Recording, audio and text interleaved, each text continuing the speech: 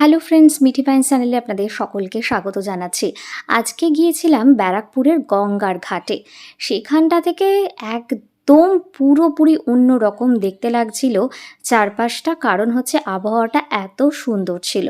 তো গঙ্গার ঘাটে বেশ কিছুক্ষণ সময় কাটিয়েছিলাম। এটা কিন্তু ধুবিঘাটের পরের একটি ঘাট রয়েছে, এর আগে যেখানে আমার কোনোদিনও যাওয়া হয়নি। গিয়েই দেখতে পেলাম সেখানে বিভিন্ন ধরনের মন্দির রয়েছে এবং সেখানে পুজো হচ্ছে, কারণ যেহেতু সন্ধেবেলার সময় ছিল এবং সাই বাবারও একটা ছোট্ট মন্দিরের মতো প্রতিষ্ঠা করা হয়েছে। শিব ঠাকুরেরও একটা ছোট্ট মন্দির ছিল।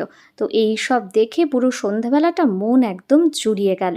আর ঠান্ডা হাওয়া খেতে খেতে এরপরে হচ্ছে বাড়ি ফেরার পালা।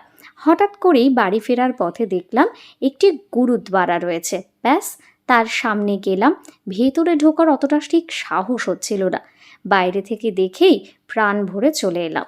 তো আজকের এই ব্লগটা কেমন লাগলো অবশ্যই চ্যানেলটিকে সাবস্ক্রাইব করে জানাবেন। পাশের বেল আইকন প্রেস করতে ভুলবেন না, তাহলে সমস্ত নোটিফিকেশান আপনার কাছে পৌঁছে যাবে। আজকের মতো ব্লগটা এখানেই শেষ করছি। টাটা।